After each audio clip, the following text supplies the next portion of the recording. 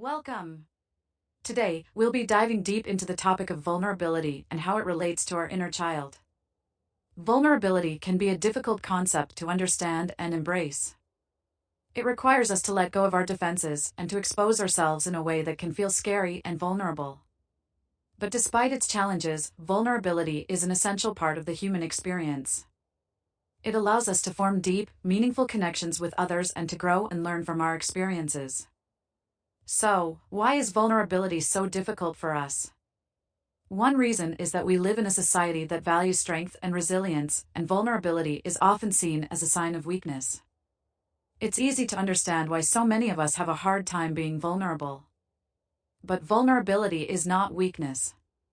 In fact, it takes a great deal of courage and strength to be vulnerable.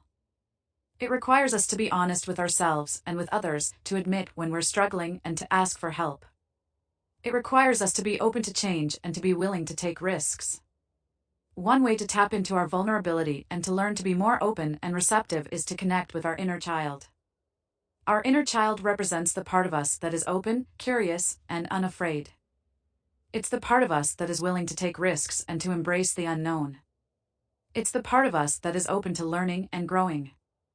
So, how can we tap into our inner child and learn to be more vulnerable?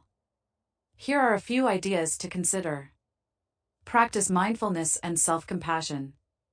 This means being present in the moment and being kind to ourselves when we're feeling vulnerable or exposed. This can involve things like mindful breathing, self-compassionate affirmations, and self-care activities like taking a warm bath or going for a walk. Practicing mindfulness and self-compassion helps us to acknowledge and validate our feelings, which can make it easier for us to be vulnerable. Seek support from others. This could mean working with a therapist or coach, or simply talking to a trusted friend or family member about our feelings and struggles. It can be helpful to have a supportive network of people who we can turn to when we're feeling vulnerable or uncertain. Having a supportive network can help us feel less alone and can give us the courage to be more vulnerable. Take small risks. This could mean trying something new, speaking up in a meeting, or simply sharing our feelings with someone we trust. It's important to recognize that vulnerability is a muscle that we can build over time, and taking small steps to be vulnerable can help us build our confidence and resilience. By taking small risks and exposing ourselves to new experiences, we can learn to be more comfortable with vulnerability.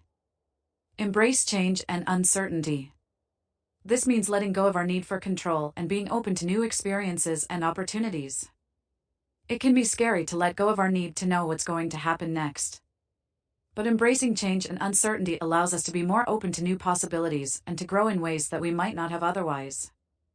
By letting go of our need for control, we can be more open and receptive to the world around us, which can make it easier for us to be vulnerable. As we work on opening ourselves up to vulnerability, it's important to remember that it's a process and it won't always be easy. There will be setbacks and moments of discomfort, but that's okay.